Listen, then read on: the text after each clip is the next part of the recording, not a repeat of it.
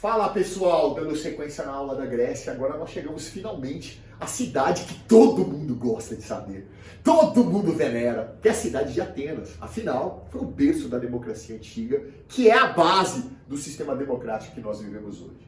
Pessoal, Atenas estava localizada em uma região muito mais próspera que Esparta.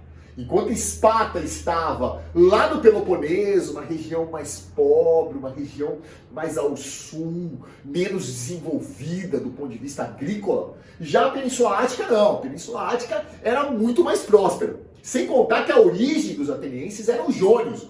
E os jônios, pessoal, eram um povo mais pacífico. Talvez isso tenha explicado porque eles evoluíram até a questão democrática.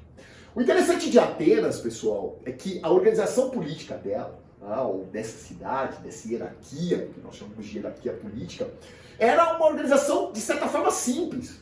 Você tinha a Bulé, que era o Conselho dos 500 cidadãos, que dentre todos os cidadãos de Atenas, 500 eram sorteados para fazer parte da Bulé. E quem era o cidadão em Atenas? Tinha que ser homem, presta bem atenção nisso, homem, mulher não participava, proprietário, ateniense, quer dizer, estrangeiro não participava, e além disso, maior de 21. Então é interessante que dentro dessa situação, a cidadania dentro de Atenas era muito restrita. Esses 500 cidadãos, escolhidos de forma por sorteio, ou seja, aleatória, eles mandavam as decisões para a Eclésia. E a Eclésia era o órgão máximo, era o conselho de todos os cidadãos que tomariam a decisão, pelo sim ou pelo não, do que a Bulé havia proposto na votação. Então a Bulé mandava as decisões, a Eclésia, o professor Raul dava a palavra final. O interessante é que essa hierarquia dentro da política de Atenas era bem forte, bem interessante do ponto de vista da democracia, porque vai ser a base da democracia deles. O conselho de todos os cidadãos, ou seja, a decisão da maioria é a que vai prevalecer. A decisão da maioria é a que vai prevalecer, ou seja, vai fazer com que tudo situe-se em função da Eclésia. E tudo isso acontecia na Ágora, que era a praça pública. E é uma democracia que a gente chama de democracia direta. Ou seja, não era um representante do cidadão que ia lá e votava por ele. Era você diretamente que participava. É diferente da nossa democracia. A nossa democracia tem voto direto. A votação é direta, mas ela não é direta. Nossa democracia é representativa. Você tem um senador que te representa, um deputado que te representa, um presidente que te representa. Lá em Atenas não existia isso. A democracia não era representativa, era direta. E o interessante é que se você pegar essa sociedade ateniense, você vai ver que o ápice dela eram os grandes proprietários. Os eupátrias são os grandes proprietários. Logo abaixo você tinha os gorgóis, que eram os pequenos proprietários, ou seja, a condição de proprietário é uma condição dominante, ou seja, é aqui que estava a cidadania ateniense, se encontrava nessas duas classes. Logo abaixo você tinha os demiurgos, aqui você tem de artesãos a comerciantes, os tetas, que eram os camponeses, e o escravo, que era a base da produção. Por isso a gente está dentro do modo de produção escravista. Sim, meus queridos, Atenas, para existir a política e a democracia, existia alguém que trabalhava de forma pesada, que eram os escravos. Era a base do trabalho, da mão de obra, da produção. Junto aos escravos existia uma classe de estrangeiros, chamados betecos, que tinha uma posição social igualitariamente servil como a deles, abaixo e à margem do que você conhece da cidadania ateniense.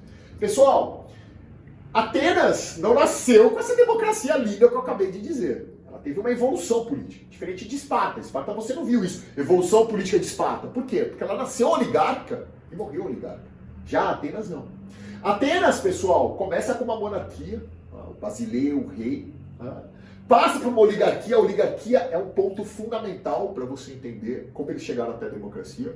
Porque foi na oligarquia que os legisladores Drácon e Solon, Drácon com as leis escritas, e Solon que pregava a igualdade jurídica e a proibição da escravidão por dívida, foram esses dois legisladores que deram a base para a formação democrática. Então a oligarquia é um período muito importante. E os dois legisladores são muito cobrados. Por favor, guarde Drácon e Solon. Essa evolução vai levar até o que o professor Raul, a tirania. Pisístrato, Iságoras, os tiranos gregos atenienses, foi, por incrível que pareça, foi um período que ampliou as reformas de Drácula e Sol. Foi um período que antecedeu a democracia. Então, de certa forma, foi um passo fundamental para que a democracia ateniense acontecesse. Tá? Finalmente, com Clístenes, o pai dessa democracia, que considera a cidadania de Atenas como o princípio básico de toda a democracia, que é o quê? Todos os cidadãos são iguais perante a lei. É claro que é uma cidadania restritiva. Para você ser cidadão em Atenas, tem que ser homem, maior de 21, ateniense, proprietário. Mas, pessoal, guardem isso. Eu estou falando de algo que ocorreu no século 6 a.C. Depois disso, pessoal, a civilização mais próxima que vai chegar disso aqui, desse modelo, vai ainda mais de 2.000 anos para acontecer. Então isso aqui era fora do padrão para a época. Atenas estava fora do padrão, era muito evoluída para a época, muito evoluída.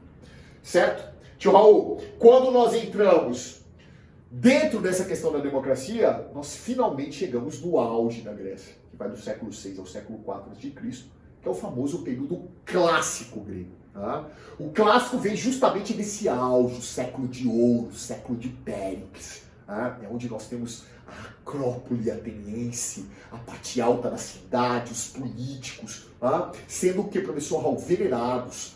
É o máximo não só da expansão, mas também do que a gente chama do quê? Da evolução política da Grécia Antiga. Tá? Tanto é que chamou a atenção de outros impérios, como o Império Persa, por exemplo.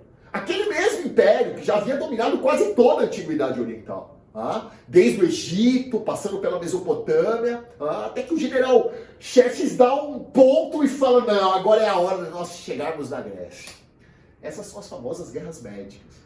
O nome médica, que é um que pensa guerra médica, aconteceu na Santa Casa. Tipo um pediatra batendo um cardiologista. Não, nada disso, filho. Médicas vêm de medos, que é a origem do povo persa. Quando os persas acabaram por tentar essa invasão na Grécia, aconteceu algo inédito na Grécia, que foi a união das cidades. Eles precisaram fazer isso.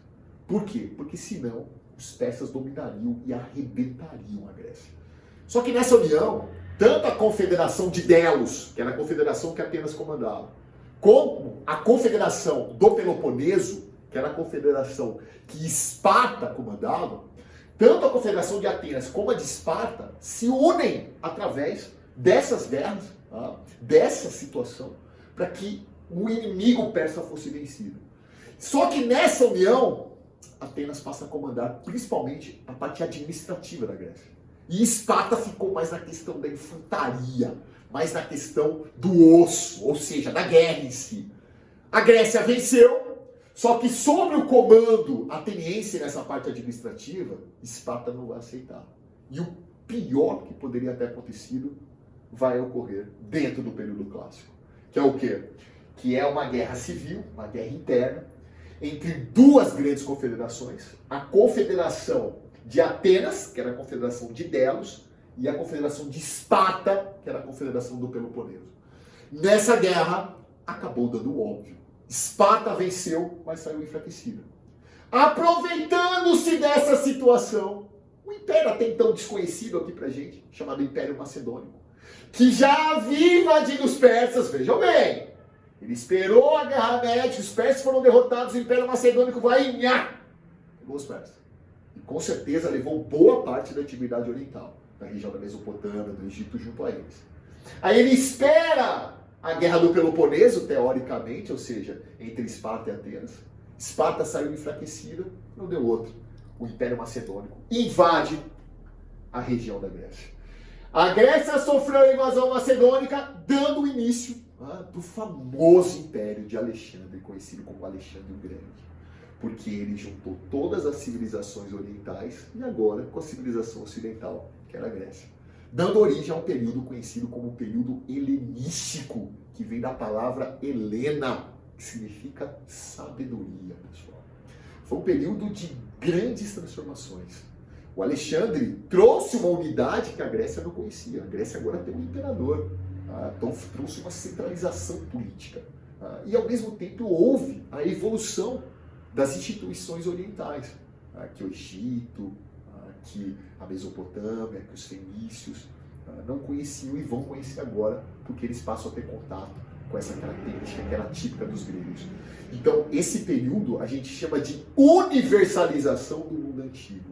É como se houvesse uma globalização da antiguidade, como se todos fossem comandados por um único grande império. Tá? É daí que vem a famosa Biblioteca de Alexandria, sinônimo maior de todo esse conhecimento. Poxa, lindo, tio Raul, lindo. Tá? E fechamos a Grécia com uma situação bem interessante, de forma bem didática. Tá? Nós passamos a Grécia como a base da nossa civilização ocidental. E você percebe isso tanto na religião, quanto na mitologia, quanto na filosofia. Você pega a religião grega, olha os deuses gregos. Os deuses gregos tinham paixão, tinham ódio, tinham fúria. Eles eram politeístas, antropomórficos, tinham forma humana. Nós cristãos, a religião judaico-cristã, faz humano a imagem e semelhança do seu Deus. Os gregos fizeram os deuses à imagem e semelhança dos homens. Olha a diferença. A mitologia, o racionalismo, por incrível que pareça dentro da mitologia, quer explicação para o mundo, para onde eu vou, por que eu estou aqui. Essa situação, como a ciência não era tão desenvolvida, a explicação vinha através de mitos, faz parte do racionalismo deles. Tanto na arte como na filosofia, a busca, o humano é muito forte, a busca pela perfeição é muito forte. E o humano é tão forte que levou ao desenvolvimento do teatro. O que é o teatro? O que é esse microcosmo social? Essa representação social que aparecia e se apresentava em praça pública, tanto na comédia quanto na tragédia. É humano, a Grécia é humana, a Grécia pulsa. Você tem que guardar isso. E uma das provas são as Olimpíadas, que ocorriam também de 4 em 4 anos. Mas o interessante é que as Olimpíadas eram um sinônimo maior de confraternização, inclusive em cidades que eram tidas como cidades rivais, inimigas. Na época das Olimpíadas, as guerras paravam. E isso faz com que a Grécia fosse um marco dessa antiguidade democrática e a base da civilização contemporânea que nós conhecemos e vivemos. Um abraço, pessoal. Fique com Deus.